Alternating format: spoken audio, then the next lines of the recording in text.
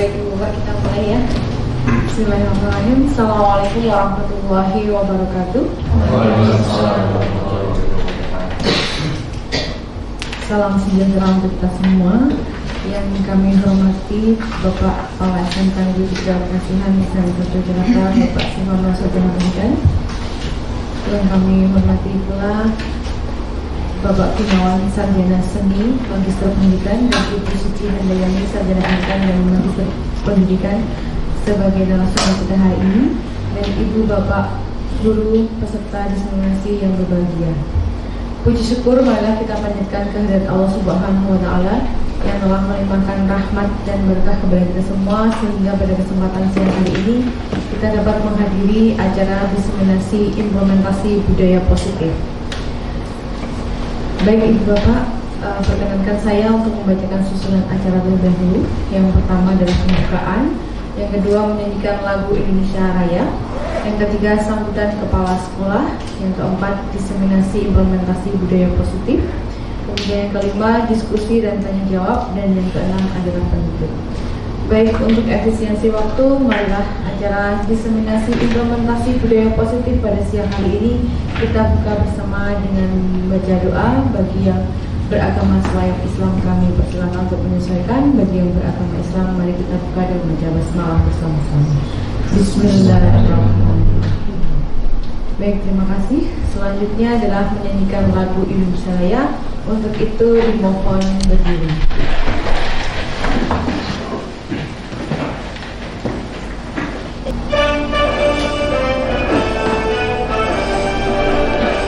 Indonesia tanah airku, tanah tumpah darahku, di sanalah aku berdiri, jadi pandu ibuku.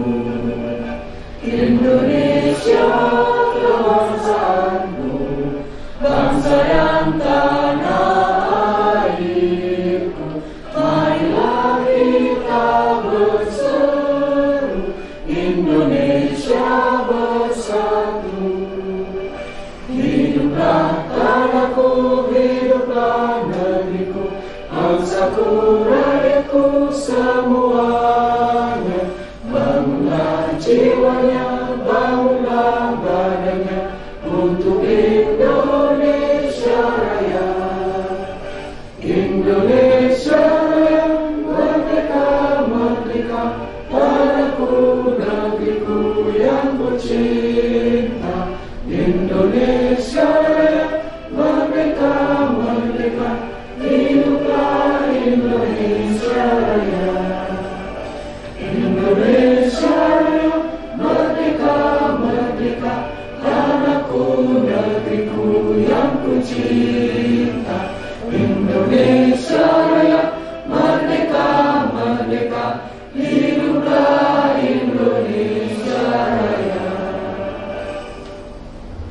Baik, terima kasih. Dimohon untuk duduk kembali. Selanjutnya adalah sambutan kepala sekolah. Kami mohonkan kepada Bapak Suharno Sarjana Pendidikan, kami silakan. Bismillahirrahmanirrahim. Assalamualaikum warahmatullahi wabarakatuh. Selamat siang dan salam sejahtera untuk kita semua. Om Swastiastu, Namo Buddhaya, salam kebajikan rahayu. Yang kami hormati Bapak Ibu peserta diseminasi implementasi budaya positif pada siang hari ini. Pertama-tama marilah kita panjatkan puji syukur pada Tuhan Yang Maha Esa, bahwasanya pada siang hari ini kita tercurahkan kenikmatan yang begitu besar, yang begitu banyak, tak terhingga. Di antaranya kesehatan dan juga kesempatan ya yang diberikan oleh teman-teman kita yang mengikuti program guru penggerak. Ini kita akan mendapatkan ilmu yang baru ya tentunya, dengan diseminasi ini berkaitan dengan implementasi budaya positif. Nah, ini bisa dikatakan kemasan yang baru untuk kita, sehingga kalian ini terpilih menjadi peserta ini kan tidak semuanya. Ini pasti punya kelebihan nih. Saya lihat yang muda-muda semua ini. Artinya yang pergerakannya itu masih lincah ya. Nah, ini nanti diharapkan dengan adanya diseminasi ini kita semua ya, apa yang diharapkan dengan adanya program guru penggerak ini, nanti kita semakin lebih banyak lagi bergerak ya, bergerak. Tentunya kan hal-hal yang positif yang nanti akan kita dapatkan. Bapak Ibu guru yang saya hormati, kalau di depan ada tagline tergerak ya, saya kira ini adalah respon kita melihat perkembangan yang ada sekarang ini ya. Perkembangan anak didik kita tentunya mempunyai karakter yang berbeda dengan tahun-tahun sebelumnya. Sekarang sudah zamannya digital, anak-anak kita kemungkinan bisa terjadi lebih pintar ya dalam hal ini dengan kita.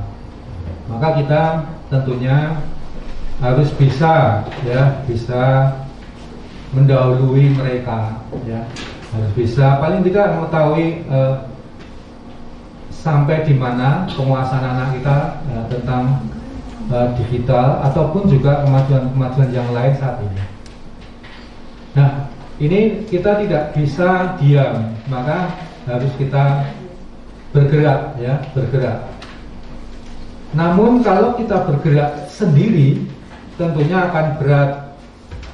Maka kita mempunyai tugas menggerakkan yang nanti akan ada leadernya ini yang sebagai guru penggerak ini nanti yang akan betul-betul bisa mewarnai gerakan kita ya, bergerak kita di sekolah ini, sehingga kita betul-betul bisa menyiapkan generasi yang akan datang.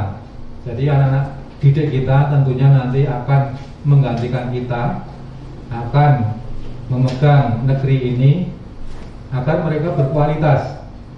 Saya yakin dengan kualitas pendidikan yang baik, maka kualitas kehidupan bangsa ini akan lebih baik lagi.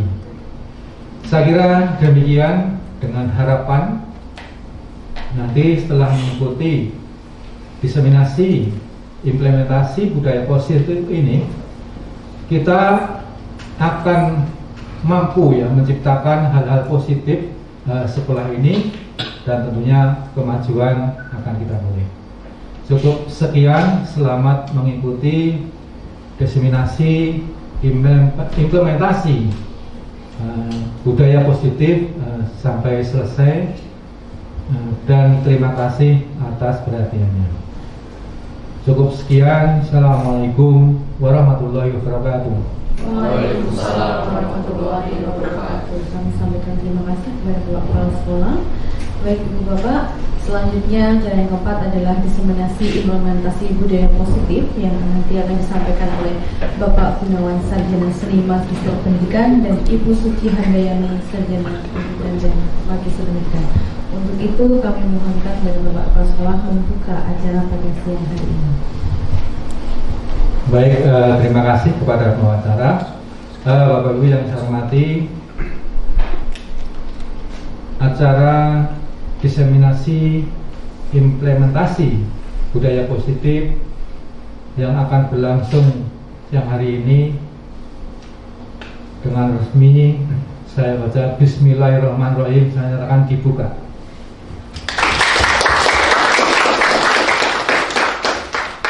Ya, baik, terima kasih Bapak.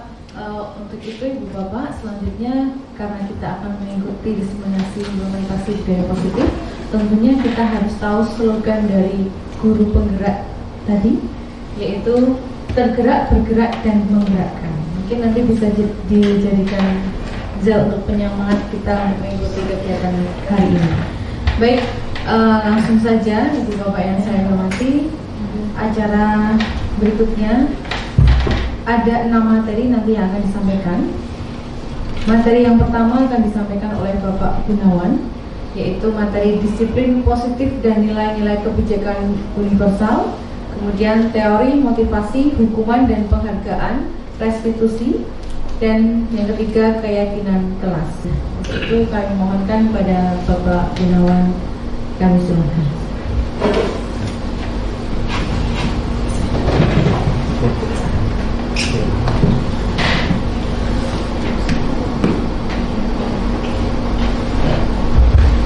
Terima kasih Ibu Rita selaku pembawa acara.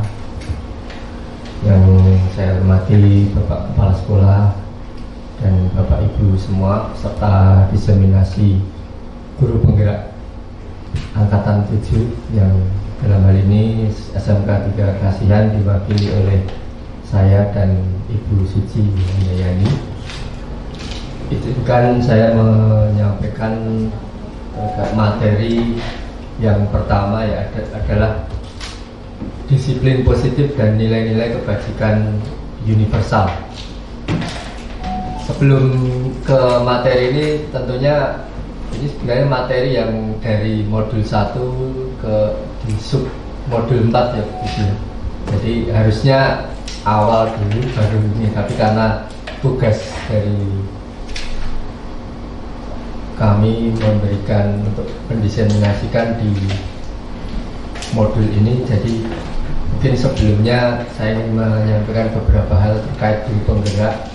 Ada nilai dan peran yang ada di dalamnya. Jadi ini mungkin sebagian nanti apabila Bapak Ibu melihat atau membaca materi yang saya paparkan, mengkorelasikan dengan nilai dan peran guru penggerak yang diharapkan nanti muncul dari kami ketika mengikuti diklat dan setelah selesai mengikuti diklat. Yang pertama, nilai guru penggerak ini adalah berpihak pada murid atau berpihak pada siswa, kemudian kolaboratif, inovatif, kemudian reflektif dan mandiri. Jadi diharapkan guru nantinya itu memiliki kelima nilai tersebut. Jadi ketika melaksanakan tugas khususnya dalam pembelajaran itu nilai-nilai tersebut selalu diamalkan atau dilakukan. Kemudian peran yang harus dilakukan oleh guru penggerak antara lain adalah menjadi pemimpin pembelajaran, menggerakkan komunitas praktisi atau komunitas yang terkait dari guru yang bersangkutan, kemudian menjadi coach guru lain atau membimbing melatih guru di rekan sejawat atau di sekitar di tempat bekerja atau di instansi tempat bekerja. Kemudian mendorong kolaborasi antar guru. Nah ini ya, seperti slogan tadi, menggerakkan. Dan selanjutnya adalah mewujudkan kepemimpinan murid. Jadi,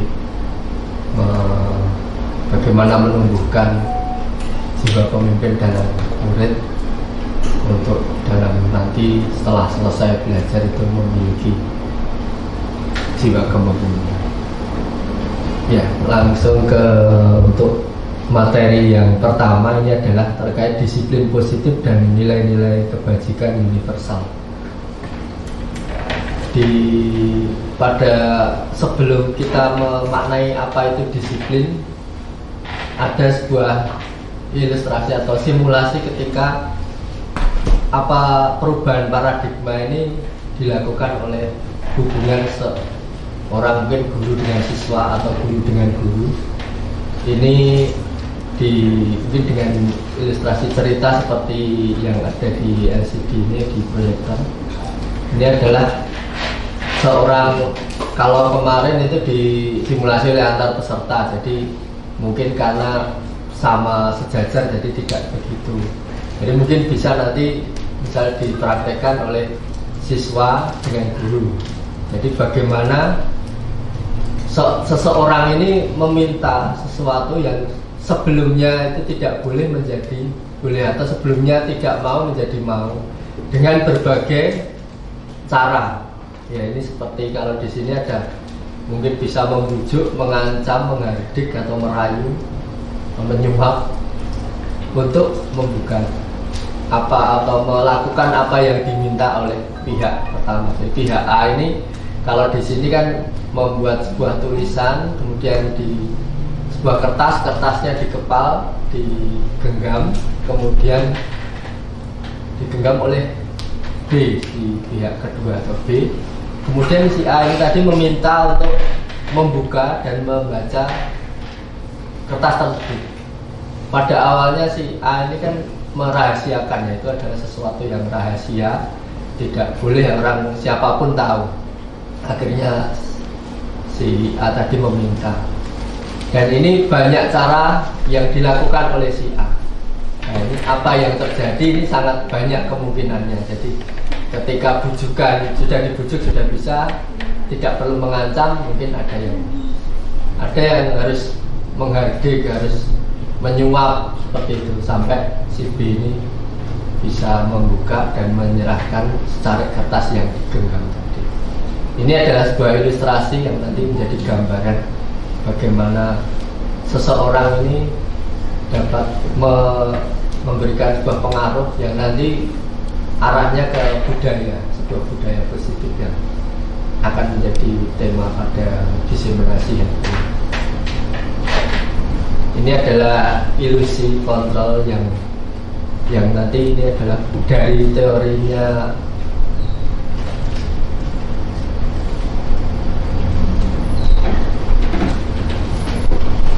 saya lupa, dari Dr. William Glasser. Tadi ada teori kontrol yang ini sebenarnya sebuah miskonsepsi ya, dari yang mungkin bapak ibu guru semua itu pernah melakukan.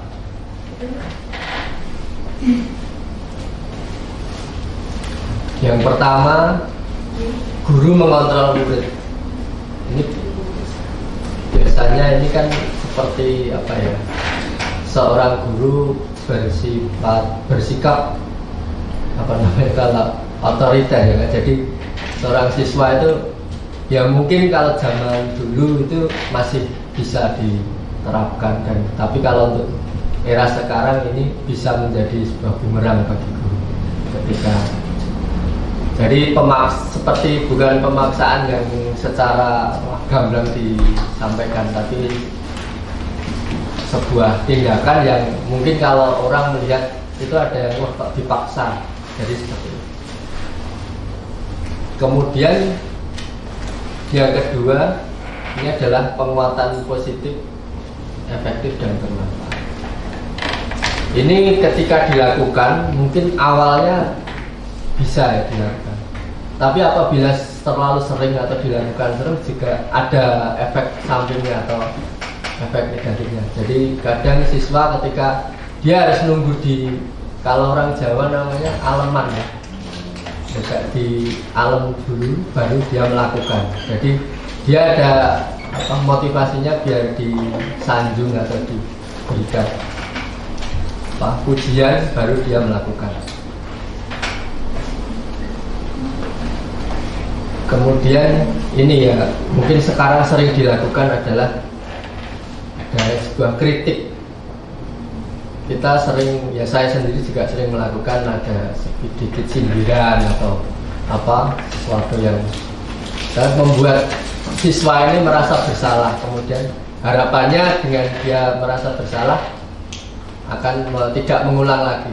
Tapi ternyata kalau ini dilakukan secara terus menerus, ini juga berdampak pada psikis dari si siswa tersebut. Kadang dia jadi anak yang minder atau mungkin bisa mentalnya terganggu, karena biasanya kalau seperti ini kan di depan ya banyak orang, harusnya dilakukan cara mungkin dengan dialog. Mungkin nanti di bagian restitusi yang akan gimana. Kemudian orang dewasa memiliki hak untuk memaksa. Kadang belum ada sebuah itu anak sudah ketika guru memberikan instruksi itu sudah merasa kayak dipaksa. Ini beberapa teori yang menjadi miskonsepsi. Kemudian selanjutnya dari paradigma tadi ada stimulus respon atau teori kontrol. Ini ada beberapa contoh ya dari stimulus kontrol. Yang pertama, ketika stimulusnya adalah mencoba mengubah orang agar berpandangan sama dengan kita. Teori kontrolnya kita berusaha memahami pandangan orang lain tentang dunia, atau mungkin lebih apa ya, perspektifnya lebih diperluas. Jadi tidak hanya sama dengan kita, jadi menganggap siswa ini juga punya pandangan lain, tidak seperti kita, tidak seperti guru. Kemudian perilaku guru dilihat sebagai suatu kesalahan. Ini yang mungkin sering dilakukan oleh guru. Jadi ketika ada perilaku guru ini hanya dipandang sebagai suatu kesalahan, tapi tidak ditelisik lagi modusnya apa, motifnya apa, kenapa dia melakukan perilaku tersebut. Seperti kemarin saya lakukan ya praktek ini di kelas 1131, anak terlambat. Setelah saya tanya, saya ajak dialog, ternyata dia punya tujuan menunggu ibunya memasak sarapan. Jadi mungkin dia nggak enak dengan ibunya sudah dimasakkan sarapan, tapi bingung, mungkin mau meninggalkan nggak tega karena sudah dimasak akhirnya. Tapi waktu itu si anak bisa memahami bahwa dia melakukan kesalahan, dan lain kali mungkin memberanikan untuk memberikan pengertian ke ibunya bahwa saya ini masuknya jam 7. Ini juga sebuah.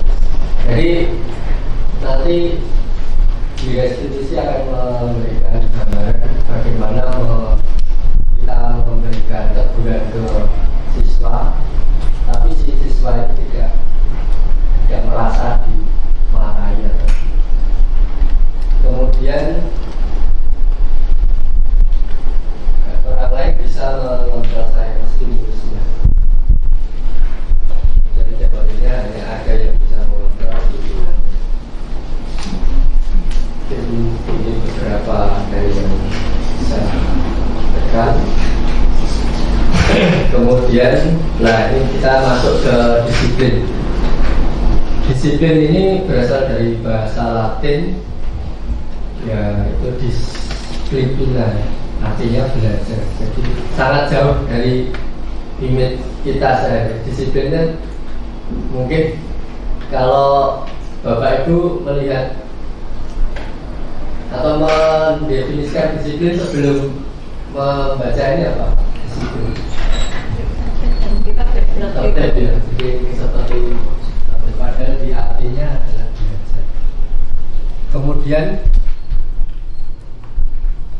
disiplin diri membuat orang menggali potensinya menuju sebuah tujuan apa yang dia hargai. Kemudian, namun dalam budaya kita dan budaya Indonesia kita, makna kata disiplin telah berubah menjadi sesuatu yang dilakukan seseorang pada orang lain untuk mendapatkan kepatuhan. Ya, benar yang tadi Ibu sampaikan tadi, ketika mendengar kata disiplin yang langsung terbersit adalah tertib, ketertiban, kepatuhan, manut atau sesuai dengan aturan. Jadi kecenderungan umum adalah menghubungkan kata disiplin dengan ketidaknyamanan, bukan dengan apa yang kita hargai atau pencapaian suatu tujuan ini.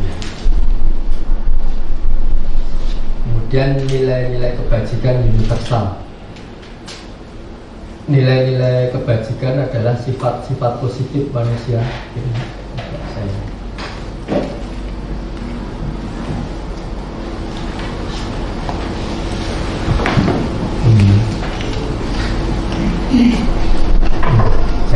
sifat positif manusia yang memiliki tujuan mulia yang ingin dicapai setiap manusia tersebut atau individu tersebut. Setiap perilaku perbuatan memiliki suatu tujuan saja. Kemudian dengan mengaitkan nilai-nilai kebajikan yang diyakini seseorang, maka motivasi intrinsiknya adalah terbangun sehingga menggerakkan motivasi dari dalam untuk dapat mencapai. Dari dalam hal ini memberikan sebuah gambaran ini juga memang materi ini secara berkesinambungan ya, jadi ketika langsung nyolot di sini saya khawatirnya Bapak Ibu malah bingung, tapi mudah-mudahan nanti dengan yang saya sampaikan ini tidak menambah kebingungan tapi bisa memberikan tambahan wawasan. Kemudian nilai-nilai kebajikan mungkin sekarang ini tertuang dalam di kurikulum sekarang ada di P5. Ini ada beberapa.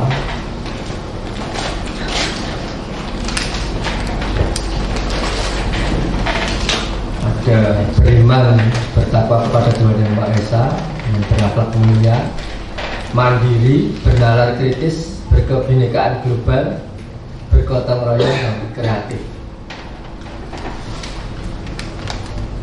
Mungkin kalau nanti untuk kebajikan yang bisa, kebajikan universal ini masih banyak sekali. Kalau di materi yang ini ada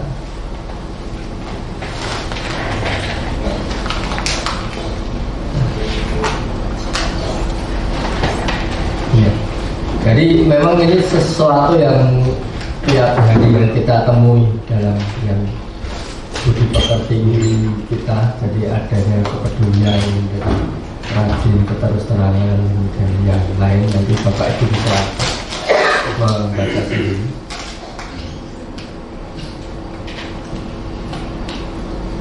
Kemudian selanjutnya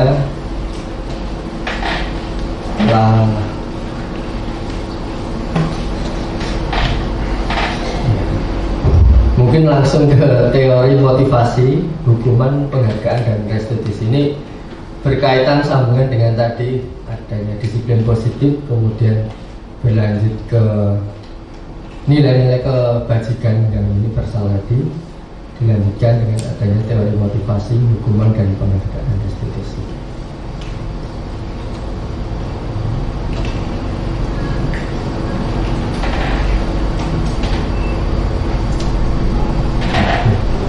Ini adalah teori motivasi perilaku manusia.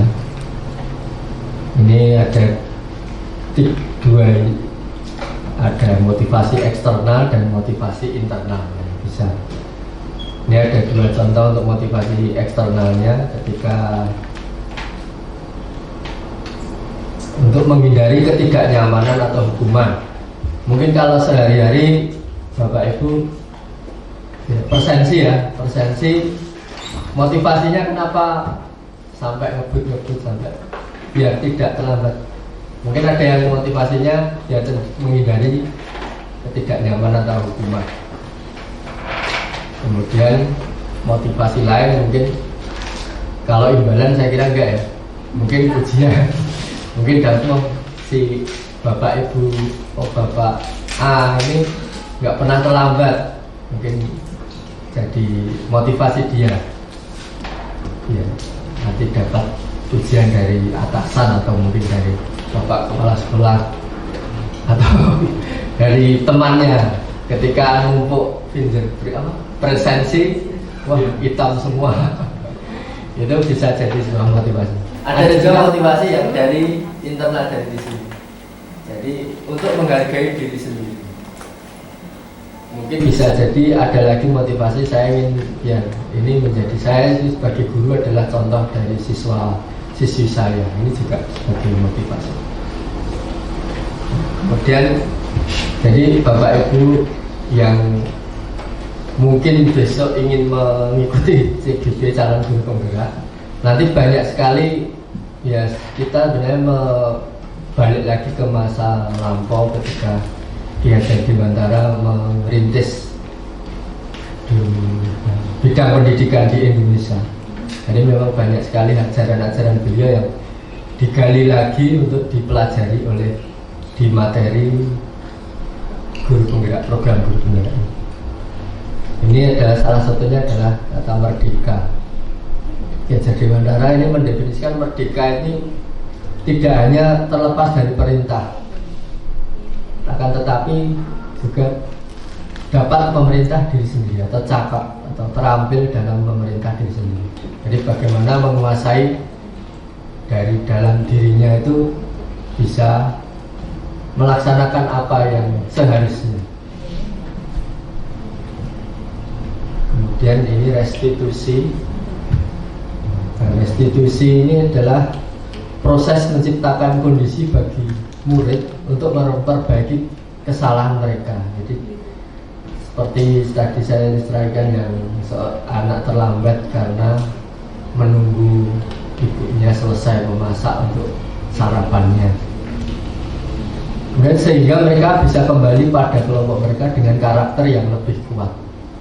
Jadi si anak tadi yang menunggu sarapan tadi berarti kan terus bisa memberanikan menyampaikan ke ibunya bahwa saya mohon izin atau minta maaf tidak bisa menunggu sarapan karena dengan alasan jam belajar itu nanti terlambat.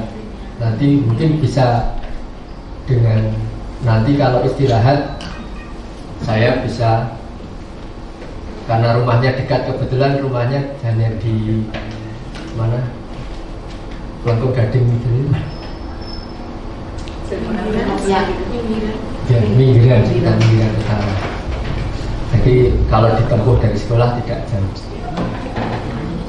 Restitusi juga merupakan proses kolaboratif yang mengajarkan murid untuk mencari solusi untuk masalah mereka dan membantu murid berpikir tentang orang seperti apa yang mereka ingin menjadi atau tujuan mulia dan bagaimana mereka harus memperlakukan orang lain. Pada saat melakukan restitusi nanti hubungan Bu Suci kan banyak sekali istilahnya pandangan atau proses yang bagaimana menyadarkan seorang siswa ini dari berbagai logika yang bisa dibangun sehingga anak ini menerima bahwa bukan hanya divonis kamu salah atau kamu melanggar aturan, jadi ada sesuatu yang digali untuk menyadarkan melalui berbagai banyak hal. Ini mungkin nanti bisa dilakukan karena ya di sekolah kita juga banyak kali komplek, mungkin ada yang dengan rambut panjang, rambut disemir, itu mungkin bisa melakukan restitusi di situ. Nah, ciri-ciri restitusi bukan untuk menebus kesalahan, namun untuk belajar dari kesalahan. Kemudian memperbaiki hubungan. Memperbaiki hubungan itu, ini contohnya apabila kalau kemarin dicontohkan itu ada aduan ya, aduan dari misalnya seorang guru mendapati siswanya waktu pelajarannya adanya pelanggaran, kemudian si guru tersebut melaporkan ke wali kelas atau ke BK. Otomatis itu kan si guru BK tadi atau wali kelas tadi harus memperbaiki hubungan antara guru yang melapor dengan siswa yang dilaporkan. Karena itu juga nanti, ini sebenarnya pernah terjadi sama saya sendiri, sudah lama sekali, sampai saya dicoret-coret di tembok-tembok mungkin yang bapak ibu guru yang sudah bertugas di sini di bawah 2014 ke bawah ini apa ke atas ya, ini bisa melihat. Karena ini jadi waktu itu saya ketika ada pelanggaran langsung saya bawa pasrah ke BK, saya tangkap pasrah ke BK. Akhirnya dari hal tersebut kan si siswa ini akan membawa hubungan yang tidak baik dengan saya karena wah dengan Pak Guru sidik-sidik golek juga. Ternyata hal tersebut ada sesuatu yang tidak Ya, ini seperti restitusi ini, jadi seakan-akan saya ini tukang pengadu melaporkan ya. Waktu itu saya ya jadi sedikit ada tidak disenangi oleh siswa karena akhirnya saya juga kemarin waktu mendapat materi teringat kejadian tersebut. Berarti memang ketika ada seorang siswa yang melanggar itu kita harus ya memang memberi pengertian dan juga menyadarkan bahwa misalnya ada guru yang melaporkan itu memang tujuannya adalah seperti itu. Jadi bukan hanya terus memberi. Saya yakin kalau Bu Ani, Pak Rio ini sudah paham kalau tidak seperti itu ya. Tidak hanya memberikan apa sanksi atau memarahi saja, tapi memang memberikan pengertian. Kemudian tawaran bukan paksaan. Restitusi adalah menuntut untuk melihat ke dalam diri, mencari kebutuhan dasar dan yang mendasari tindakan. Kemudian restitusi diri adalah cara yang paling baik.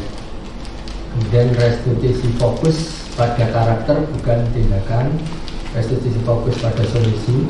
Restitusi mengembalikan murid yang berbuat salah pada kelompoknya. Ya, ini yang terakhir buku. Saya kayaknya nggak perlu 1 jam. Jadi yang ketiga adalah keyakinan kelas. Jadi keyakinan kelas ini benar kan menjembatani dari hal-hal tadi ya, dari nilai-nilai menjadi sebuah keyakinan kelas dan nanti menjadi sebuah budaya positif dalam ekosistem atau di lingkungan. Nah ini banyak sekali ilustrasi nanti yang itu. Mungkin ini pertanyaannya adalah mengapa tidak peraturan saja? Mengapa harus keyakinan kelas? Nah ini mungkin Bapak Ibu bisa langsung menangkap ya tadi dari awal tadi yang saya sampaikan, mungkin bisa membayangkan kalau hanya peraturan tidak membuat misalnya membangun keyakinan kelas dulu, tiba-tiba anak disalahkan itu berbeda. Mungkin dengan keyakinan kelas dulu akan membangun, dia akan mudah tersadarkan ketika dia khilaf atau lupa, oh ya saya telah melanggar keyakinan kelas saya atau aturan yang sudah disepakati. Ya ini seperti ini contohnya mengapa kita memiliki peraturan harus menggunakan helm bila mengendarai kendaraan roda 2. Nah, tentunya ini terkait dengan sebab akibat ya. Jadi kenapa menggunakan helm ketika mengendarai roda 2 sangat jelas ketika yang apabila nanti bukan hanya karena nanti ada Pak Polisi yang patroli atau razia atau ada cegatan kalau bahasa Jawa ini, tapi memang tersadarkan arti pentingnya helm ketika seseorang mengendarai roda 2. Kemudian kita memiliki peraturan 3M, menggunakan masker, mencuci tangan dan menjaga jarak 1,5. Mengapa? Nah, ini kan jelas ketika memang munculnya peraturan ini karena adanya, kalau kemarin adanya pandemi, adanya COVID. Kemudian mengapa kita memiliki peraturan harus datang tepat waktu pada saat mengikuti pelatihan? Alasannya sangat banyak. Ya nanti agenda selanjutnya tidak molor atau tidak terkendala karena mulainya terlambat karena mengikuti atau pesertanya belum masuk semua atau belum datang semua. Kemudian untuk mendukung motivasi intensif kembali ke nilai-nilai atau keyakinan lebih menggerakkan seseorang dibandingkan mengikuti serangkaian peraturan-peraturan. Jadi lebih mudah ketika memberi penyadaran terlebih dahulu daripada kita terlalu banyak aturan tapi siswanya belum diberikan membuat sebuah keyakinan, memiliki keyakinan dari nilai-nilai yang ada di aturan tersebut. Nah ini di diagram yang memperlihatkan urutannya dari peraturan kelas, kemudian adanya keyakinan kelas, terbangunlah lingkungan positif dan akhirnya menjadi sebuah budaya yang positif. Nah ini memang dimulai dari sebelumnya harusnya ada ini dari individu masing-masing terus kemudian terbangun di kelas. Jadi ini mungkin yang dimana adalah sekolah. Ini contoh yang jadi contoh adalah TK. Ini ada dari TK dan wanita, ini ada kesepakatan. Mungkin ini memang disusun ya seperti waktu kami lokakarya ini ada kesepakatan kelas waktu orientasi. Kita satu kelas ini dipandu untuk membuat sebuah kesepakatan yang ditulis di depan kemudian ditempel akhirnya disepakati oleh anggotanya.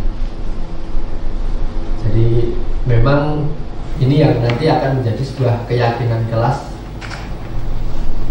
Jadi ketika sudah ada kesepakatan otomatis kan siswa atau siapapun itu sudah menyadari bahwa hal tersebut sudah kita setujui dan harus dilakukan. Ini contohnya mungkin kami guru dan murid yang saling menyayangi, kami murid yang semangat belajar, kami murid yang peduli dengan teman-teman. Jadi ini mungkin untuk levelnya TK ini. Saya kira untuk diimplementasikan di SMSR atau di SMK juga tidak masalah atau tidak salah.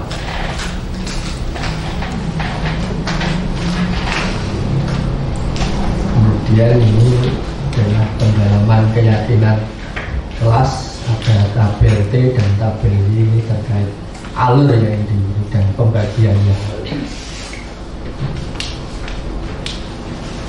Ini contohnya: hormat, bekerja, diterima dan dimiliki. Ini adalah salah satu contoh.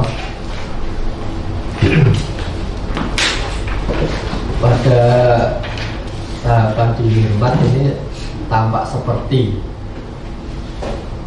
mungkin ini sebagai panduannya ya, jadi tampak seperti kalau seperti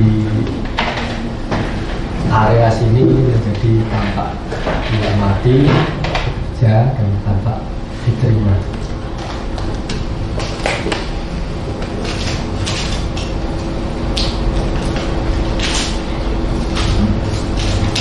Nanti lebih jelasnya dengan di sub yang selanjutnya di tempat bersuci, karena nanti akan banyak contoh-contoh ilustrasi kasus yang menjadi sebuah gambaran yang lebih jelas.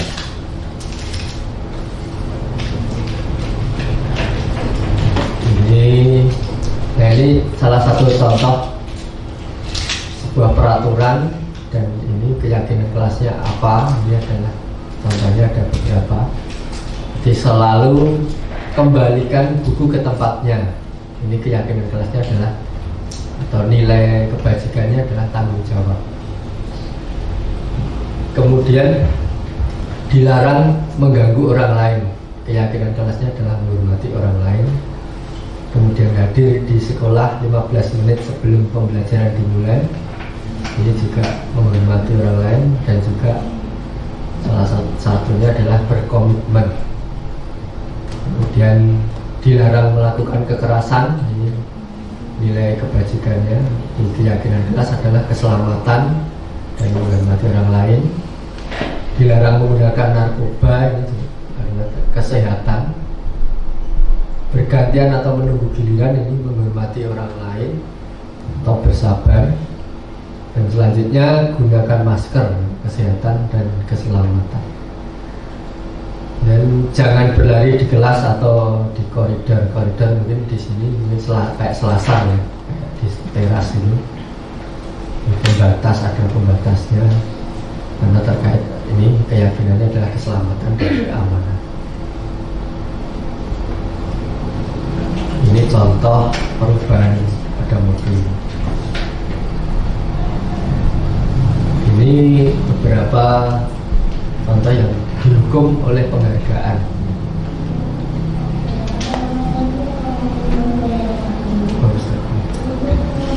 Jadi, mohon maaf ini agak terpecah. Dihukum oleh penghargaan ini menurunkan kualitas. Jadi mungkin ketika dilakukan hanya sekali dua kali itu akan tidak masalah, tapi ketika ternyata setelah dilakukan terus menerus ini dapat menurunkan kualitas. Dan penghargaan mematikan kreativitas, penghargaan mengurangi. Jadi yang ketika ada motivasi yang dari dalam diri, kemudian ada penghargaan, mungkin langsung terbawa ke penghargaan yang diberikan. Motivasinya jadi biar diberi penghargaan. Kemudian ini beberapa tindakan guru ya, yang adanya apakah hukuman atau konsekuensi dari yang diberikan. Ada beberapa contoh. Yang pertama, ini mencatat 100 kali di dalam buku kalimat. Saya tidak akan terlambat lagi karena terlambat sekolah. Mungkin kalau sekarang masih ada kayak seperti ini. Kalau dulu saya pernah dilakukan, tapi waktu itu waktu ospek ya, ospek di kampus, saya melakukan kesalahan, tapi bukan menulis kalimat, tapi menggambar. Waktu itu menggambar serangga sebanyak 500 serangga, sampai berapa lembar kertas buram itu. Ini adalah sebuah hukuman. Kemudian lari mengelilingi lapangan basket 2 kali karena terlambat hadir di sekolah. Mungkin kalau guru olahraga ya, mungkin kalau kita mungkin kalau nanti ada hukuman seperti ini yang menunggui siapa nanti kelasnya. Kemudian murid diminta untuk push up 15 kali karena tidak menggunakan masker di sekolah. Kira-kira kalau sekarang jadi masalah ini kalau dilakukan. Kemudian menggantikan kertas tugas teman yang telah dicoret-coret, mungkin masih bisa ya dilakukan, ini adalah konsekuensi. Kemudian membersihkan tumpahan air di meja tulis karena tersenggol pada saat belajar, ini juga konsekuensi. Murid disuruh untuk mengenakan sepatu seharian di sekolah karena tidak mengenakan sepatu hitam. Maksudnya ini mungkin kebalik ya ini. Harusnya tidak ini. Iya, harusnya ini murid disuruh tidak mengenakan. Kalau di sini mungkin malah seneng ya. Kalau nggak pakai sepatu malah seneng. Kemudian salah satu lagi adalah lari mengelilingi lapangan, tadi sudah ada konsekuensi. Karena ini berkaitan dengan pembelajaran olahraga, jadi ini sebuah konsekuensi. Kemudian yang terakhir, di slide terakhir adalah perbedaan hukuman dan konsekuensi. Tadi sudah ada beberapa ilustrasi atau gambaran dari sebab akibat. Ini adalah hukuman, ini adalah sesuatu yang menyakitkan harus terjadi. Tapi kalau konsekuensi sesuatu harus terjadi. Jadi memang logis ada terjadi, karena seperti tadi menumpahkan cat, membersihkan ya itu memang konsekuensi. Tapi kalau terlambat terus terlambat datang ke kelas, terus mengelilingi lapangan basket, ini adalah sebuah hukuman. Kemudian membuat anak sakit fisik maupun hati untuk jangka waktu lama, membuat anak merasa tidak nyaman dalam jangka waktu pendek. Jadi efeknya lebih panjang hukuman ya, dari antara sakit tadi, sakit fisik maupun hati itu. Seperti tadi sama-sama mengelilingi olahraga, tapi kan tadi waktu pelajaran olahraga, jadi otomatis dia ya memang ada di tempat dan saya sudah berpakaian olahraga, berbeda dengan yang masuk pelajaran teori pakai baju OSIS atau baju batik, suruh muteri lapangan, ini kan anak tambah apa istilahnya, jadi sakit hati mangkel. Aku ora pakai seragam olahraga Pak Guru. Kemudian hukuman ini lebih ke paksaan, jadi mau nggak mau. Tapi kalau konsekuensi biasanya ada gambaran dulu atau istilahnya pengantar dulu.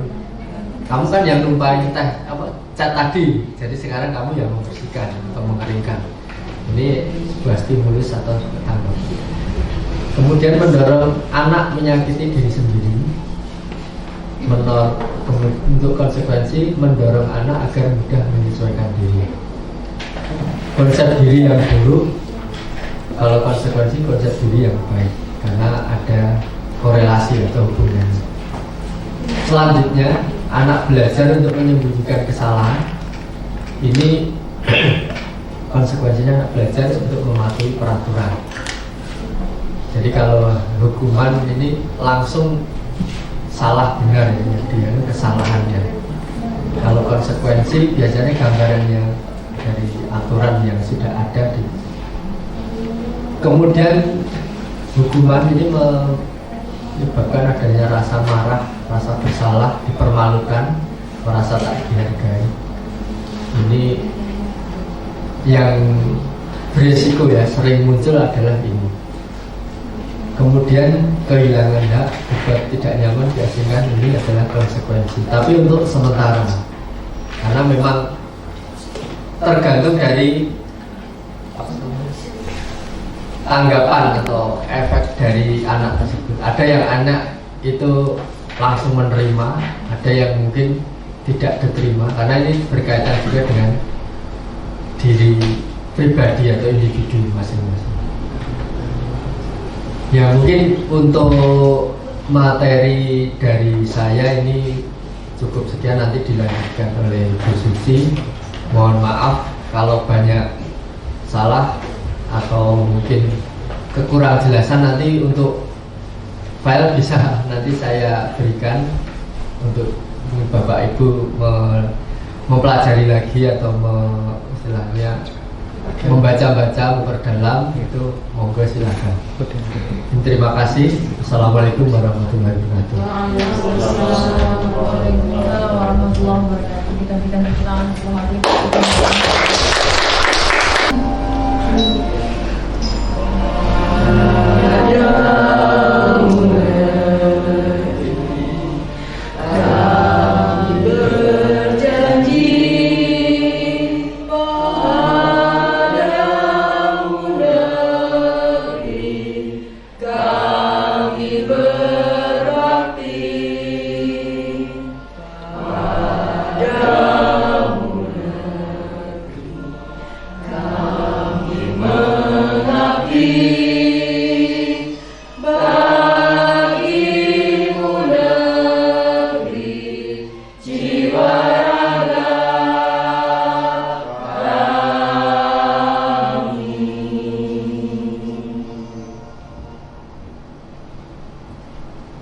Baik, terima kasih. Mohon duduk kembali. Bapak yang kami hormati, demikianlah rangkaian kegiatan kita hari ini tentang diseminasi implementasi budaya positif dan dapat dilaksanakan dengan baik, dan mudah-mudahan kedepannya membawa perubahan yang baik pula untuk kita semua dan sekolah. Acara kita tutup dengan banyak ucapan syukur alhamdulillah bagi yang beragama selain Islam. Alhamdulillah. Banyak salah kata dan saya mohon maaf. Terima kasih. Assalamualaikum warahmatullahi wabarakatuh. Terima kasih Bapak dan Ibu.